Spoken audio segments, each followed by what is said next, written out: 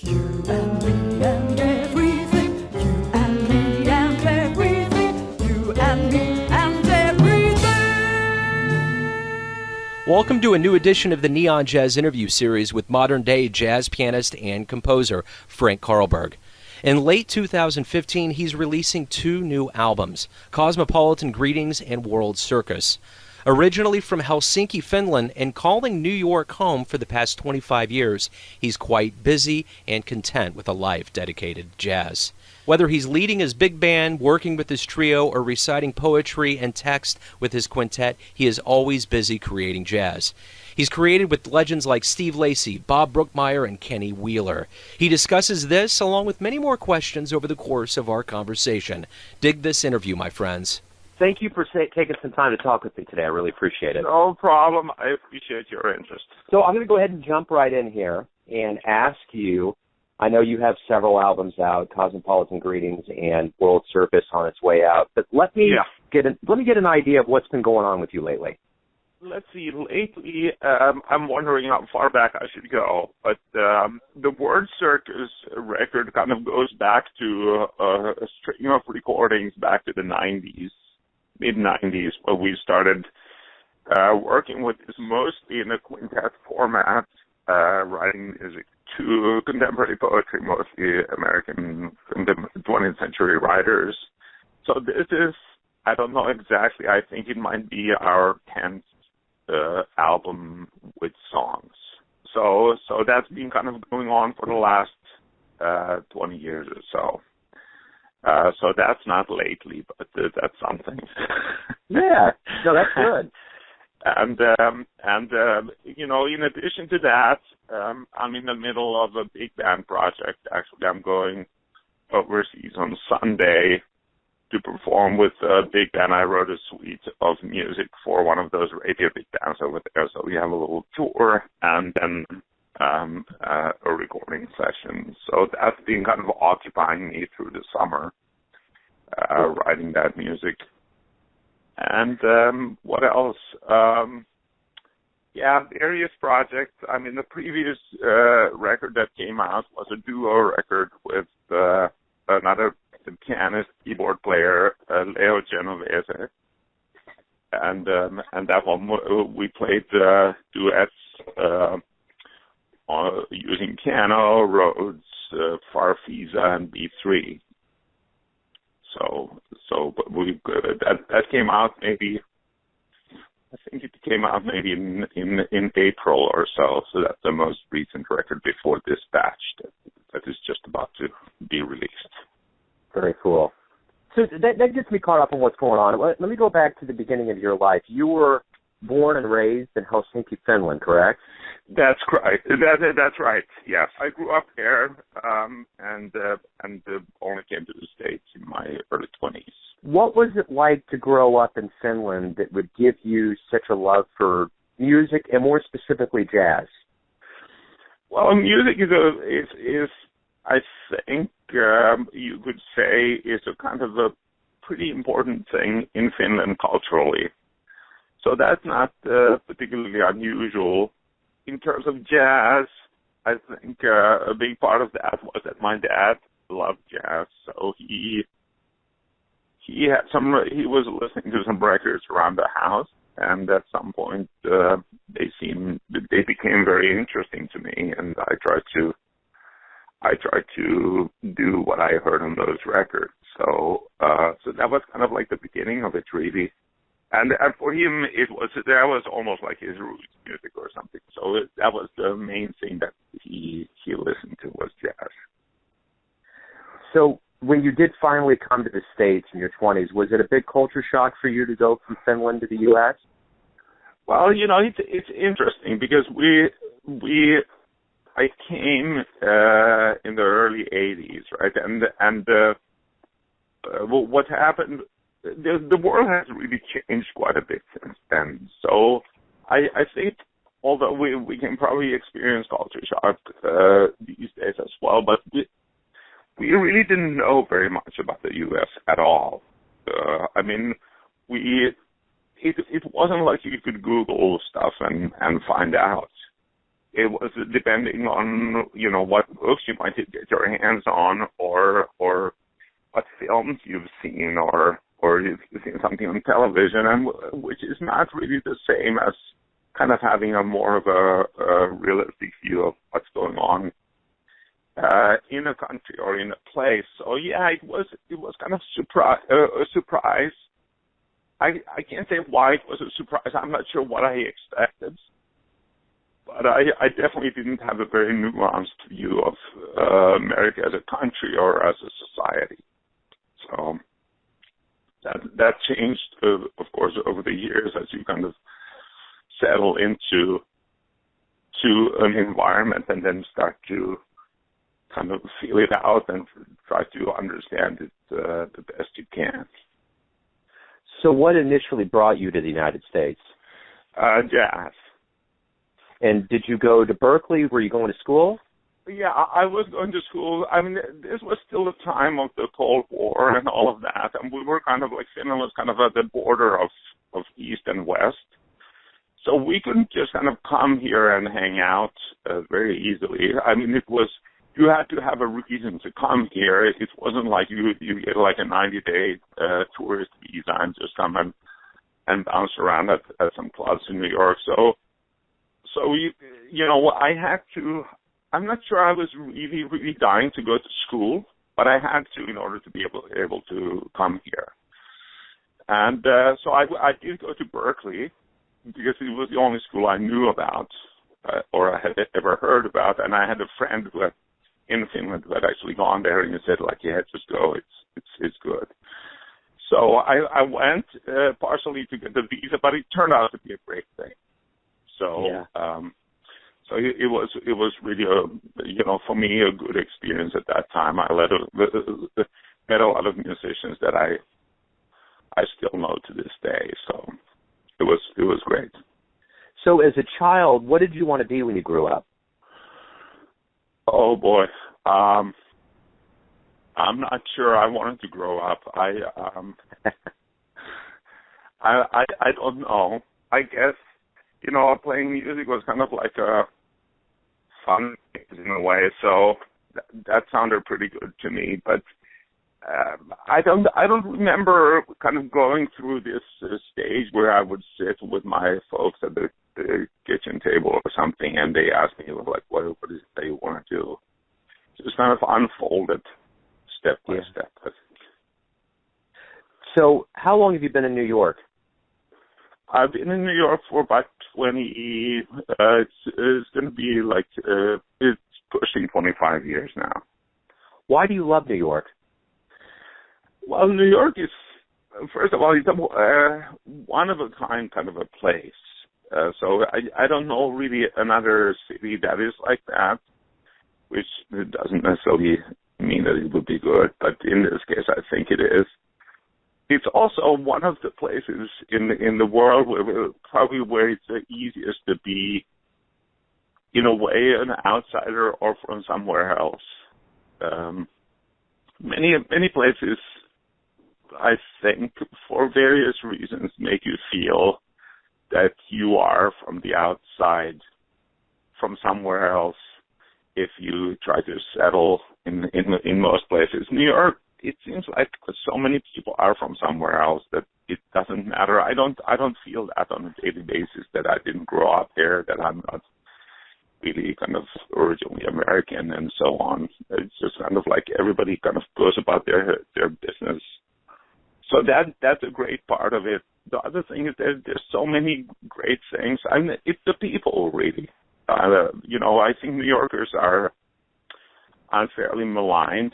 They can be a little bit loud, and they can maybe be in your face sometimes, but they also can be very helpful and friendly, and full of energy and ideas and ambitions as well.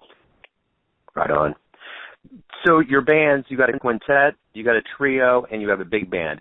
How do all of these different bands play into the it of you, the way that you go about music? How does it fulfill you as a jazz musician? Well, I guess it's part of it is just working with different people. So that's definitely part of it. So the quintet, for instance, which is kind of centered around the vocal music, is, has different elements to it because it's also different people.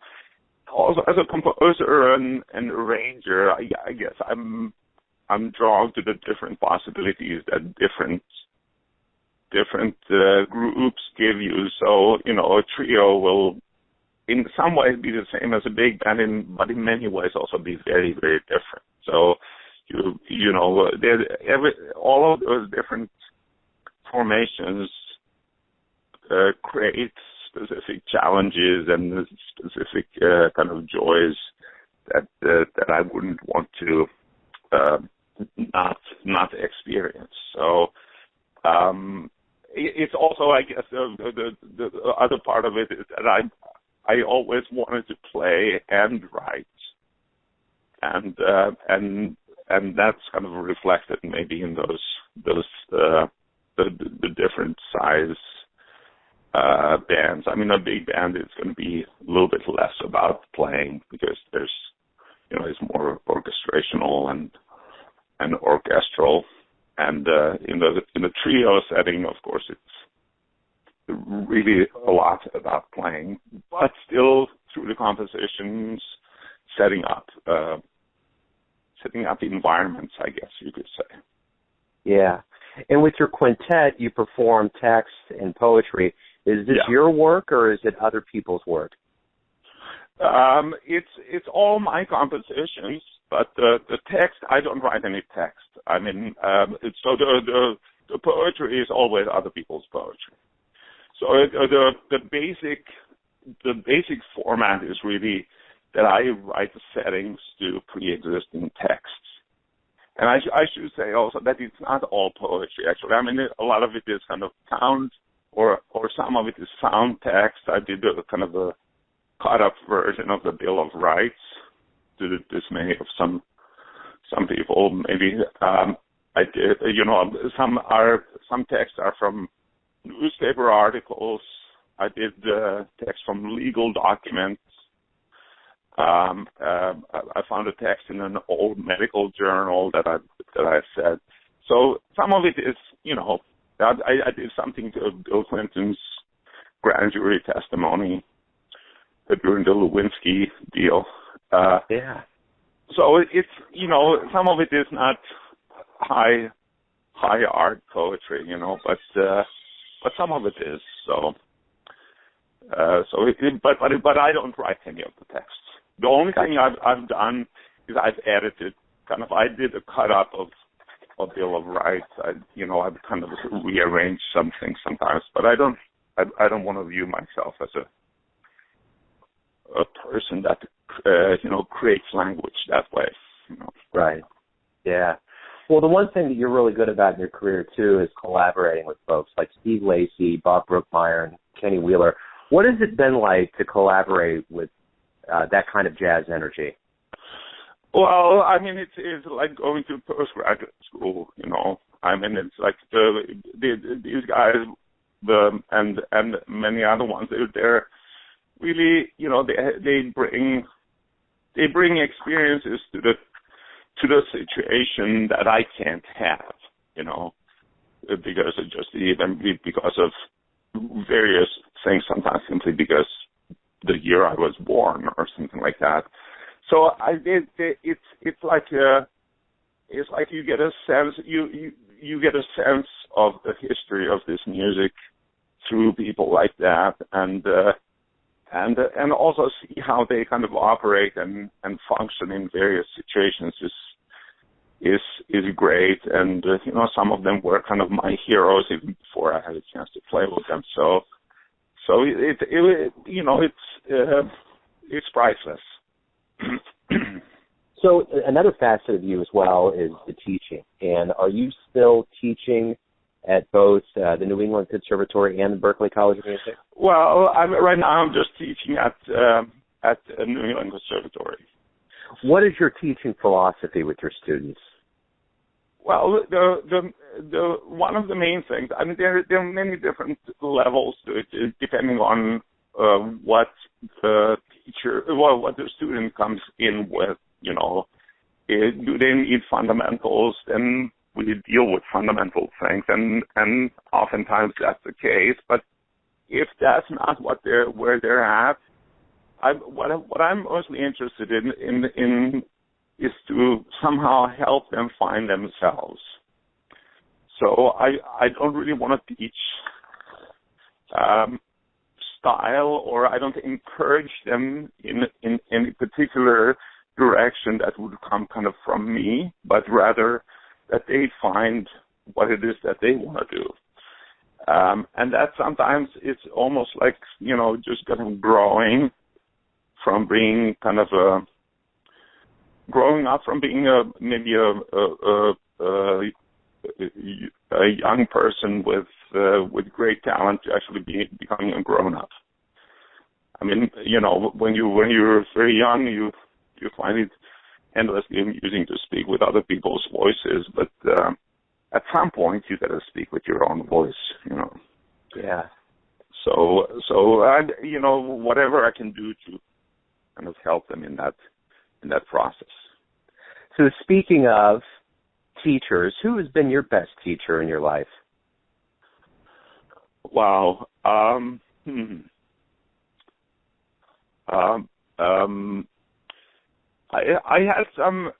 had some people that made a big impression on me for various reasons, like Jimmy Jufrey, saxophone player, clarinet player, composer, Rand Blake, pianist, and feel reluctant to kind of drop some names because I'm going to forget some people that had a big impact on me, but those two kind of come to mind right away. And I'm not sure either one of them were great for me in a kind of I didn't even study with Jimmy Jufrey, but I was kind of hanging out with him, and that was to me almost like studying with him. So he was never actually my teacher. If he would still be around and you ask him, he's like, no, that I was never his student. But in a way, I learned so much from just kind of being around him, I think. Yeah, and the one thing too that you mentioned is you travel quite a bit. Obviously, you're from Finland and you're in the U.S. Do you have a good story of traveling, of kind of a good jazz story that happened in your travels? No, they're all, the language always gets a little, filled with things that you don't want to print. So I don't know. Most of the stories, I think, travel stories tend to be kind of maybe not so uplifting. So I think we're just going to leave that. Okay, sounds like a plan. Let me ask you this on the front of getting awards. Have you ever gotten an award, not a favorite award, but was there ever an award that you got that just surprised you, that just kind of hit you in a certain way?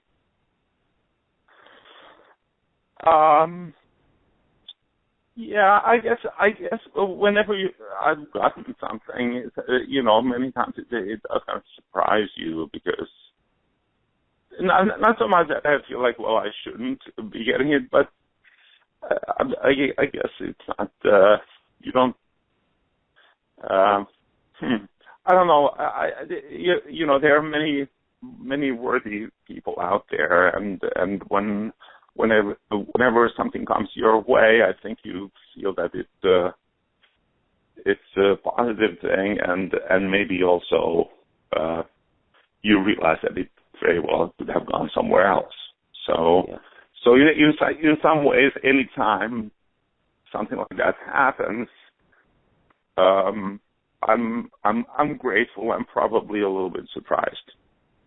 Cool. That's again not because I don't think it's not that feeling that I don't deserve it, but it's just because there's a abundance of people doing great things out there. So you can't really take anything for granted. Yeah, absolutely. So you mentioned some pretty heavy hitters that you admire in the world of jazz you've had the chance to play with. So I ask you this: if you could go back in time and see a jazz musician, who would you see and where would you go? Can I only choose one? You can choose multiple. Okay, good. Thank you. That helps. Yeah. There's a number of people that I would love to experience live, and if I just kind of throw out maybe half a dozen of them, it would be Duke Ellington,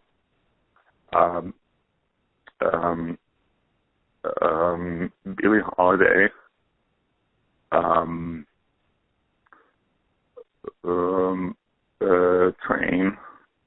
John Coltrane, who just had his birthday yesterday, I think. Monk, I never saw Monk, Louis Armstrong. The fact that I love all of those people so much, just sometimes from recordings with kind of questionable sound quality and whatever, is like I can't even imagine what it would have been like being in the room where they're playing. So yeah, absolutely.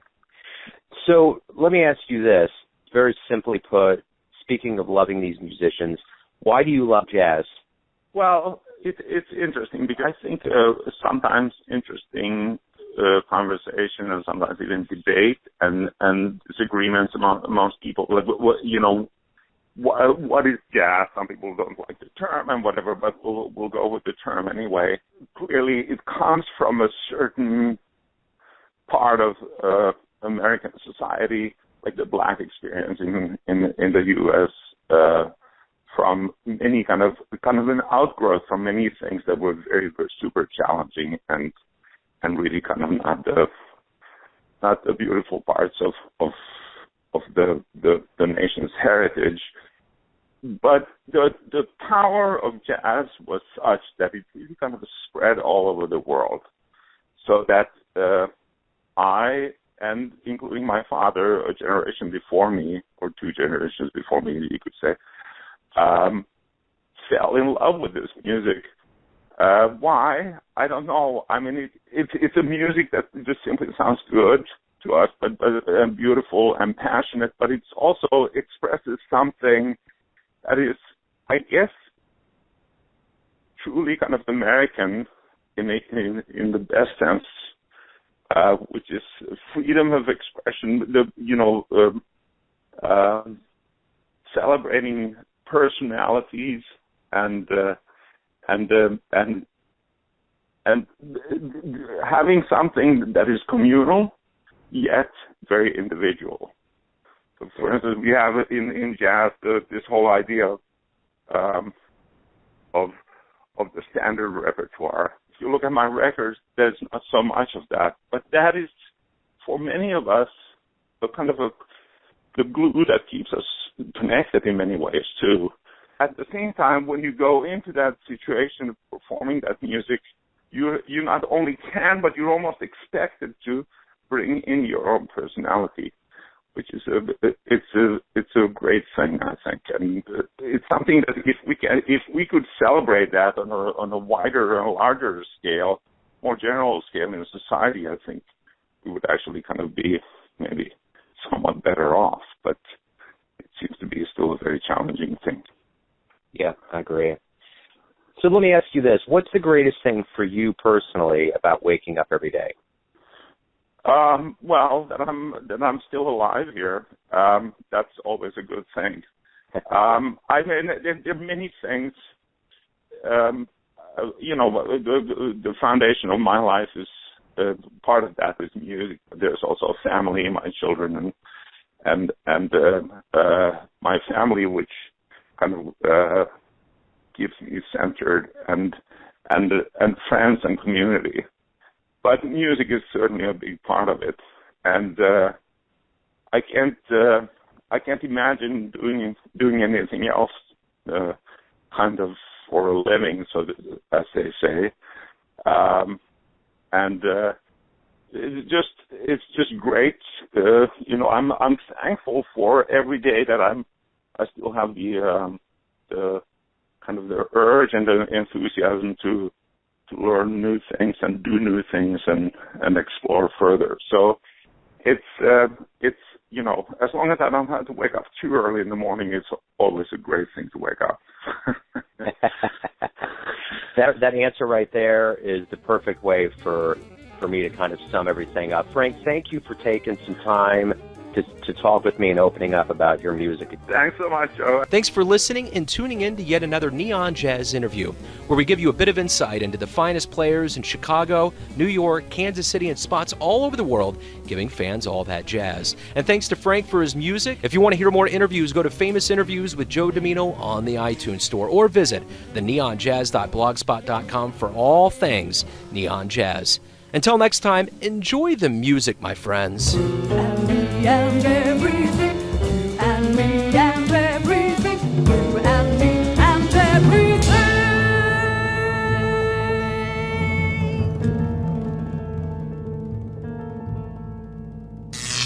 Neon Jazz.